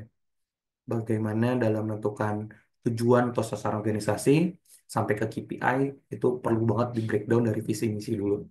Karena dari visi, Ini, Pak. ya silakan Eh, dari Pertanyaan sih Pak, tadi kan nyinggung enterprise, ini Pak, arsitektur kan Pak. betul. Nah, pertanyaannya tuh kapan sih Pak kayak timing kita nerapin itu, misalkan nih, kalau misalkan kalau organisasi baru nih atau Hmm, perusahaan baru kan, untuk orangnya itu organisasi masih organisasi sederhana gitu Pak kan. hmm, Kalau nerapin enterprise arsitektur itu kan perlu SDM yang mumpuni juga, terus sama hmm, kayak yang divisi juga untuk nentuin itu sih Pak. Nah, hmm. jadi kapan sih Pak kayak nerapin arsitektur enterprise itu yang timingnya yang tepat itu kapan sih Pak gitu Pak? Kalau misalkan masih ada perusahaan atau yang baru berdiri gitu sih Pak, atau emang disarankan lah di awal itu emang udah langsung harus nerapin itu atau gimana gitu sih Pak? Nah, kalau untuk menjawab pertanyaan Mas Aji tadi, kalau dari saya, pendapat saya lebih baik di awal. Karena kalau ada di akhir, itu nanti kondisinya bakalan jauh lebih kompleks. Kita bicara terkait pemerintah deh. Pemerintah mungkin kan dari setiap awal visi misi sudah ditetapkan, tujuan dan sasaran diterapkan, tapi investasi TI-nya biasanya belum ada pedomannya, belum ada arsitekturnya. Otomatis investasi, penerapan teknologi dilakukan sporadis, nggak ada pedoman. Mungkin Mas Aji juga udah pernah dengar Bu Berita, Bu Sri Mulyani, Menkyu, atau dulu Menteri Komdiji ngomong ada 20.000 aplikasi di pemerintah saat ini. Coba kalau dibuat enterprise arsitekturnya. Kita harus menjabarkan 20.000 aplikasi itu untuk layanan apa aja, di dalamnya ada data dan informasi apa aja, lalu SOP-nya gimana, lalu infrastruktur yang untuk jalannya aplikasi itu gimana, lalu keamanan yang perlu diterapkan untuk arsitektur, infrastruktur dan data dan aplikasi itu seperti apa, itu kan pasti rumit sekali ya. Makanya sebenarnya untuk proses digitalisasi lebih baik itu dari awal. Makanya enterprise arsitektur tadi penting banget untuk menjabarkan dulu dari visi, misi, dan tujuan sasaran organisasi. Visi, misi, dan tujuan sasaran organisasi kan biasanya ditetapkan ketika organisasi itu baru dibentuk ya.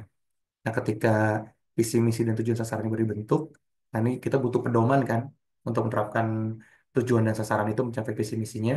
Nah, itulah dibuatlah enterprise arsitektur. Ketika dari awal sudah dibentuk, kita untuk melakukan digitalisasi atau investasi atau penerapan TI itu bakalan lebih enak juga karena udah terarah. Kalau nggak terarah, analoginya kayak gini. Lebih baik sebuah developer itu membangun tanah kosong ya, yang belum ada apa-apa, dibanding harus menggusur suatu daerah yang sudah banyak padat pemukimannya. Karena kan kalau udah banyak padat pemukimannya, ada yang kawasan yang mungkin sudah rapi, ada kawasan mungkin masih kumuh, berarti kan harus dilakukan penataan dulu. Mana yang kawasan pemukiman, mana yang kawasan bisnis, kan cukup panjang ya prosesnya malahan. Malah lebih rumit gitu kan karena kita harus melihat dulu kondisi existing lalu kita planning lagi dari awal baru kita bikin to be-nya yang kita inginkan seperti apa sesuai visi dan misi. Jadi lebih baik emang kondisinya dibuat dari awal karena lebih bangun lebih enak juga ngebangun rumah kosong kan daripada membangun tanah kosong jadi rumah daripada ngebangun yang udah ada jadi bangunan baru itu lebih rumit sebenarnya.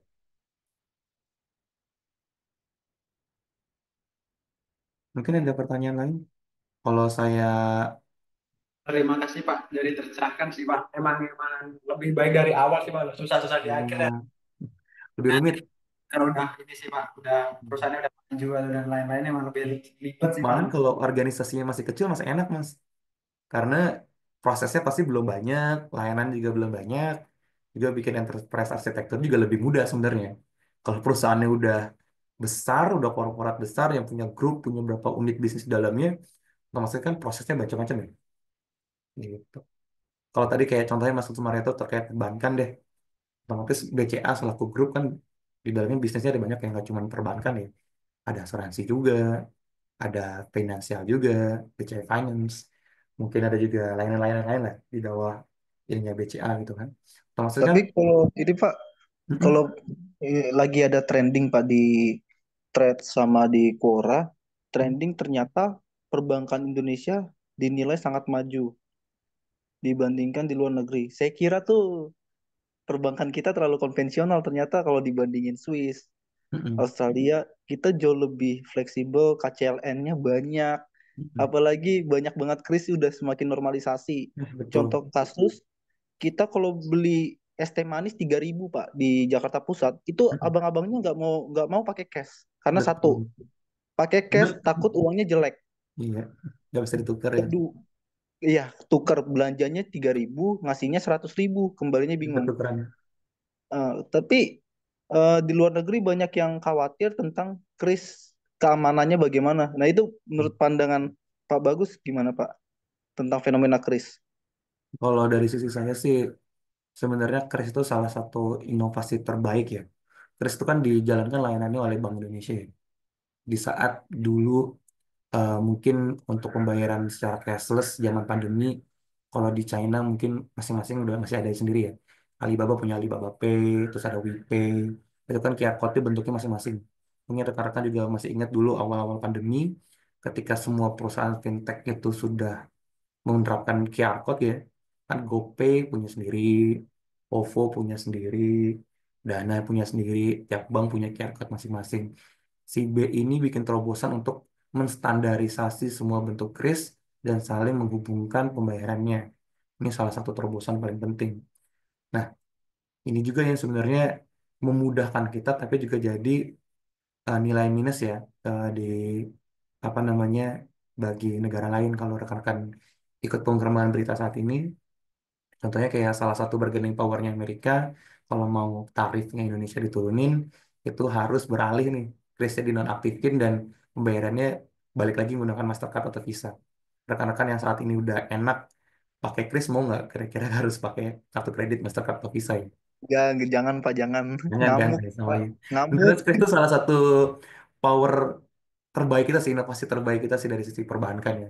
Kalau untuk keamanan sebenarnya sudah bisa kita jamin lah karena untuk jalannya suatu teknologi fintech kan itu di Indonesia wajib menerapkan namanya pola sandbox ya. Jadi di apa namanya dites dulu secara internal, dilakukan pengawasan dari skala kecil, baru sampai nanti akhirnya bisa dipakai untuk skala besar di seluruh secara publik lah kan seluruh masyarakat. Lalu di regulasi sandbox Bank Indonesia juga tuh setahu saya untuk selalu pengelola fintech tuh harus mengendapkan dana di apa namanya di Bank Indonesia tuh sekitar 30 miliar atau 50 miliar gitu. Jadi itu sebagai jaminan lah. Jadi ketika layanannya dia ada kenapa-napa, itu jaminan itu bisa digunakan lah untuk menjaga perlindungan konsumen-konsumennya dia. Gitu. Garansi bank ya Pak. Garansi banknya dia. Betul. Mungkin ada pertanyaan lagi dari yang lain. Atau saya bisa cerita lagi sih. Kalau di Tangerang Selatan sendiri, SPBI-nya juga termasuk yang kacau ya. Untuk skala untuk nilai maturity-nya kita mungkin udah lumayan bagus di 3,4 gitu kan. Sebentar saya coba share screen dulu deh. Sebentar, saya ada report SPBI kita sebentar. Ini salah satu bentuk enterprise arsitektur gitu. LHE tahun 2024. Oke.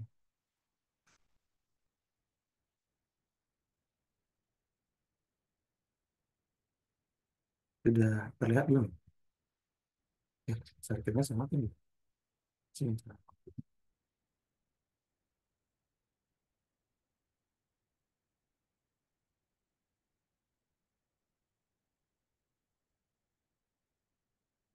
Jadi, untuk SPBE sendiri atau penerapan enterprise arsitektur di pemerintah Kota Tangerang Selatan itu nilainya dari 3,48 yang baik, dari rata-rata nasional tuh ada di 3,39, 3,12.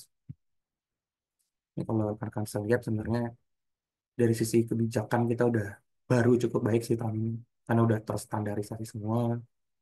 Kalau dari sisi TI kita biasanya udah paling bagus ya, udah 4,75 bahkan skala 5 atau skala 5. Kita memang kalau di Tangerang Selatan tuh udah bagus di produk dan layanannya. Jadi layanan administrasi internalnya udah baik, layanan publiknya udah baik. Nah, tapi kita biasanya di strategiknya masih minus gitu kan karena SPBE baru lahir di 2018. Gitu. Jadi aplikasi itu udah ada 500. Ketika harus kita bikin strategiknya, kita jabarkan proses bisnisnya di dalamnya ada apa aja, lalu datanya ada apa, lalu dikategorikan jadi layanan apa, infrastruktur yang perlu dibutuhkan untuk apa, keamanan yang diterapkan apa aja, itu kan akan cukup rumit ya. Jadi reverse engineering lah. Seharusnya dari hulu ke hilir, prosesnya dulu apa, layanannya dulu apa, data dan informasinya yang digunakan apa, butuh aplikasi apa, infrastruktur yang perlu diinvestasikan apa, sama keamanan, terakhir keamanan yang perlu diterapkan gitu kan. Karena itu ya prosesnya benar. Karena sekarang udah aplikasi udah banyak, tadi pertanyaan Mas, siapa juga tadi? Mas Aji ya. Nah, kira kacau nilainya. Itu strategisnya dinilai 3. Karena yang itu, harus di reverse engineering dari aplikasi udah ada, lalu infrastruktur TIK yang udah ada, lalu keamanan terapkan udah apa, baru nih kita mapping mundur. Sebenarnya aplikasi ini tujuannya untuk layanan apa sih?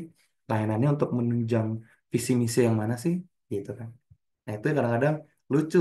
Ada aplikasi yang dibuat tapi tidak ada apa namanya proses bisnis yang sesuai gitu kan. Karena dulu biasanya setiap pemerintah tuh fokus ke inovasi-inovasi tapi tidak ada apa namanya tidak ada landasan ya atau pedomannya. Otomatis tadi digitalisasinya jadi kacau. Ada lagi pertanyaan dari rekan-rekan?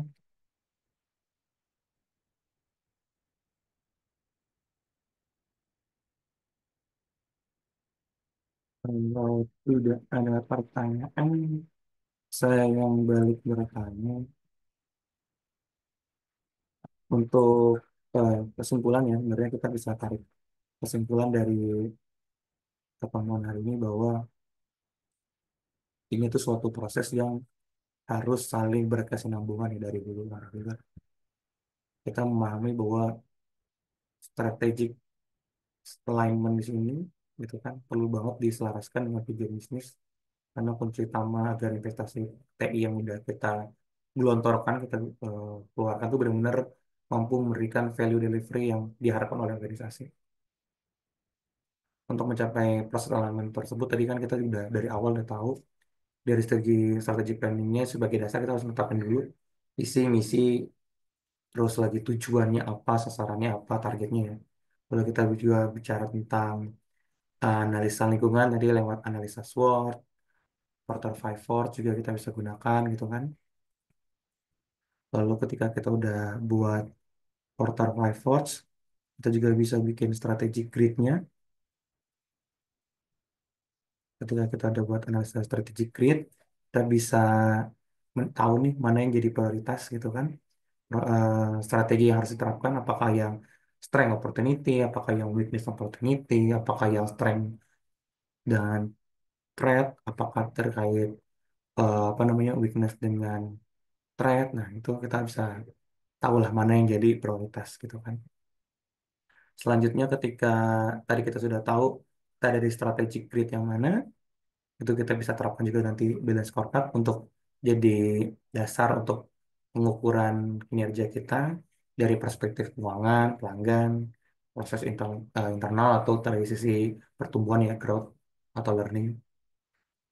Dari balance scorecard yang udah kita buat juga nanti dibuat juga dalam bentuk visual dari strategi map gitu kan agar semua inisiatif strategi TI yang tadi kita buat itu dibuat dalam secara visual jadi mudah dipahami dan dimengerti oleh semua pihak dari sisi jajaran top manajemen sampai ke level staff.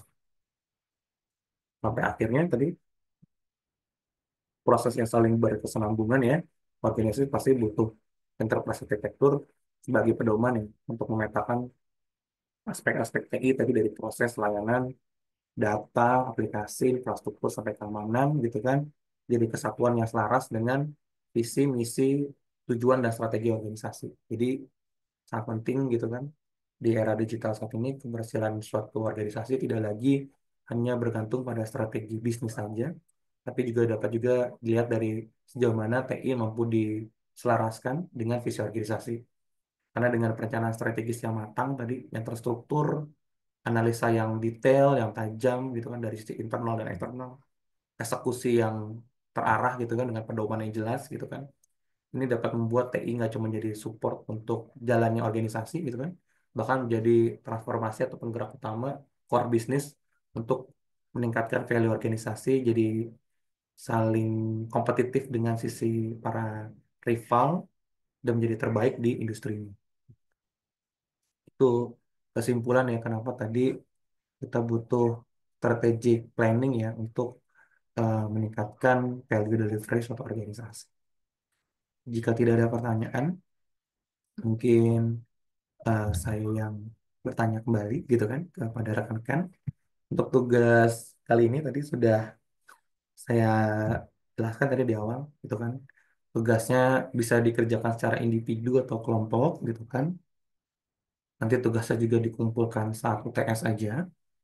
Karena nanti jadi pengganti nilai UTS, saya harapnya jadi rekan-rekan bisa nyicil dari sekarang.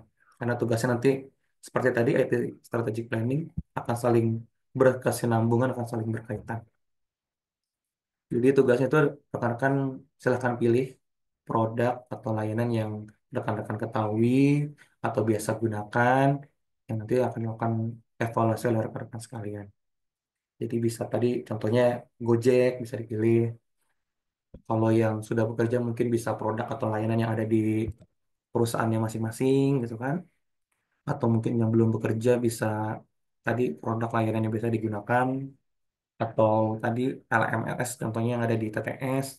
Atau layanan yang ada di TTS, Infopus. Itu bisa dievaluasi lah secara strategiknya.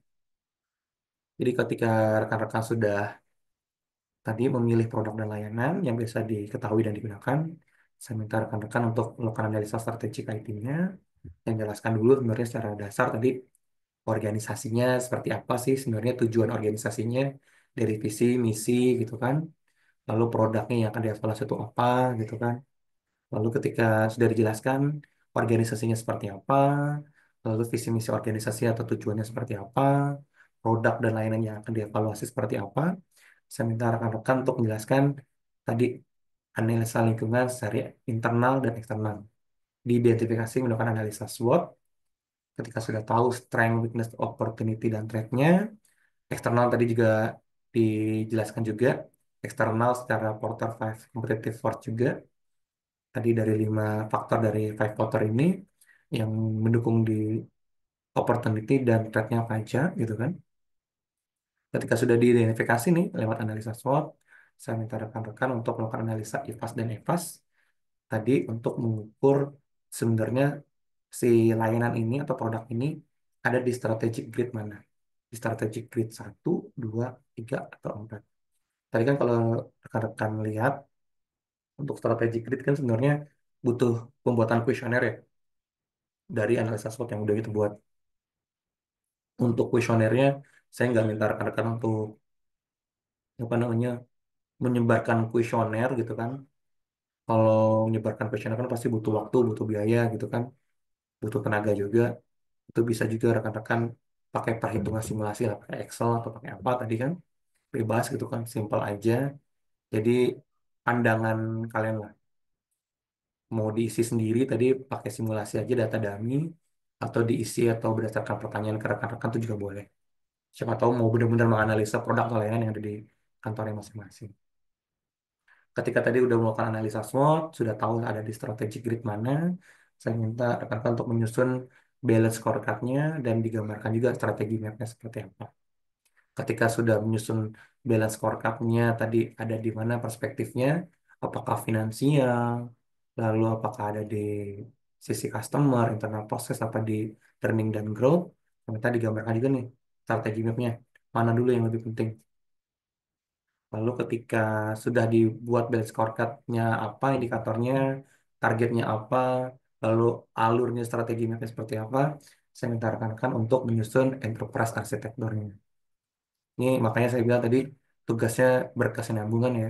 Biar rekan-rekan bisa cicil nih. Kalau sekarang pertemuan 5, berarti ada pertemuan 6, 7, sampai nanti UTS pertemuan 8. Berarti masih ada sekitar 4 minggu lagi. 3 sampai 4 minggu untuk menyelesaikan tugas ini sebagai nanti nilai UTS. Gitu. Jadi rekan-rekan bisa cicil dari sekarang. Apalagi minggu depan saya besok nggak hadir. Nanti rekan-rekan bisa absen aja. Nanti saya bikin trigger absennya berdasarkan download materi aja. Karena ini kan materinya udah materi pertemuan 5 dan 6. Dan rekan-rekan bisa kerjakan, bisa individu, bisa kelompok. Gitu. Oh ya, nanti di LMS juga mungkin saya drop ini file contoh ya. Ini contoh salah satu IT strategik yang saya evaluasi di organisasi saya sendiri. Ini contoh aja tadi baru saya buat nih. Saya menjelaskan dulu tadi seperti tugas tadi, organisasi saya apa, strukturnya seperti apa, lalu produk yang mau dievaluasi itu apa, saya jelasin dulu produk tentang apa. Kalau yang rekan-rekan bisa jabarkan lebih jauh, lebih bagus ya, kelebihan dan kekurangannya apa. Lalu analisa SWOT-nya baik sisi internal dan eksternal yang dibantu dengan five factor ini. Lalu dari analisa SWOT ini dibuat juga analisa IFAS dan EFAS-nya, dibikin strateginya terkait SO strateginya apa, WO strateginya apa, strength dan threat strateginya apa, dan weakness dan threat strateginya seperti apa. Ketika sudah dibuat, lalu dibikin strategic grid-nya. Strategic grid tadi menggunakan IFAS dan EFAS ya, membuat bobot dan rating berdasarkan kuesioner. Untuk bobot dan penilaian bobot ini bebas nih. Kalau saya kan beda-beda nih, ada 0,5, ada 0,3, ada 0,2. Yang penting total bobotnya harus 1. Rekan-rekan mau bikin 0,1 semua, ada 10 juga bebas gitu kan. Itu kembali ke rekan-rekan. Karena bobot ini jadi skala tingkat kepentingan ya. Seberapa penting bobot indikator ini. Ketika nanti sudah dilakukan kuesioner, gitu kan, udah dapat nilai strength-nya berapa, nilai weakness-nya berapa, nilai opportunity-nya berapa, nilai threat-nya berapa, nanti tinggal dihitung nih nilai sumbu X di IFAS-nya berapa, sumbu Y di IFAS-nya berapa. Ini ada di strategic grid mana gitu kan. Seperti tadi saya contohkan di Excel tadi. Lalu kalau ada di strategic grid satu nih, kuadran satu, berarti kan strategic kuadran. Tadi jelaskan tadi strategic kuadran tadi strategi SO yang sudah dibuat itu ada apa aja. Jelasin lagi. Lalu ada balance scorecard tadi dari 4 perspektif, dari finansial, customer, internal business process, dan learning dan growth gitu kan. Dari ST strategi di atas. Nah, ini dibuat aja dari sisi learning dan growth itu objektifnya apa, targetnya apa, dari sisi customer itu objektifnya apa, targetnya apa, dari sisi internal business process juga objektifnya apa, targetnya apa, dari finansial juga objektifnya apa, targetnya berapa. Ini rekan-rekan bisa kerjakan secara individu atau kelompok ya, tugasnya dibebaskan. Lalu tadi kalau ketika udah bikin balance scorecard-nya, lalu bisa dijabarkan kembali. Kalau balance scorecard kan tadi bentuknya memang tabular ya. Dia bicara tentang indikator dan target kayak KPI. Nah, dari balance scorecard baru dibuat visualisasinya dengan strategi map. Nah, jadi kita tahu nih strategi mapnya fokus kemana. Kalau di sini di awal eh, fokusnya terkait finansial dulu kalau di saya. Dari finansial ke customer, lalu ke internal, lalu nanti terakhir di learning dan growth. Misalnya karena kalau di strategic grid satu, kuadran satu, dia pasti biasanya fokus terkait learning dan growth ya. Karena strength-nya sudah bagus, opportunity-nya juga bagus, pasti dia bicara tentang gimana caranya berkembang. Pasti. Sudah, ketika sudah dibuat learning dan tadi strategi mapnya seperti apa, nanti dibuat juga enterprise architecture-nya. Dari sisi bisnis proses seperti apa, data apa, aplikasi apa, lalu teknologi infrastruktur server, lalu dari sisi infrastruktur apa namanya, keamanan seperti apa, itu bisa dijabarkan. Gitu. Nggak harus detail-detail banget karena mungkin kan kalau yang sudah bekerja kan konfidensial ya dokumen perusahaan. Dibikin secara makro aja lah, contohnya kayak gini. Arsitekturnya seperti apa, yang bisnisnya, datanya seperti apa, teknologi yang digunakannya apa aja, gitu. Dibuat umum aja lah, tidak harus terlalu detail gitu kan. Mungkin ada pertanyaan lagi dari rekan-rekan. Nanti ini contohnya saya drop lagi di panduan buat rekan-rekan untuk membuat analisa IT strategic alignment ini. Ada ini pertanyaan dari rekan-rekan sekalian?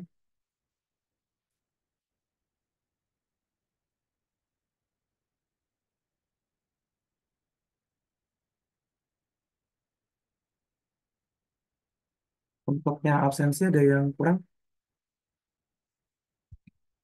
Ada masih Marepo ya, tadi saya ingat. Bentar saya update dulu sebelum lewat jam 9. Takutnya nanti bisa di-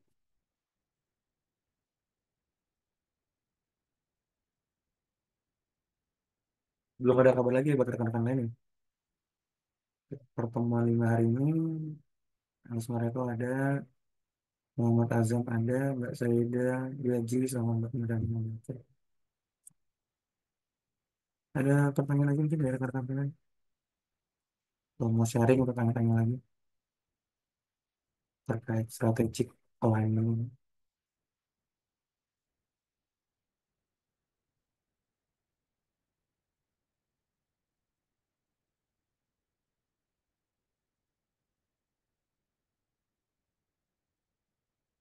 Untuk pertemuan 6 besok, eh, karena saya lagi di luar, untuk syarat kehadiran udah saya buat terkait ini aja ya.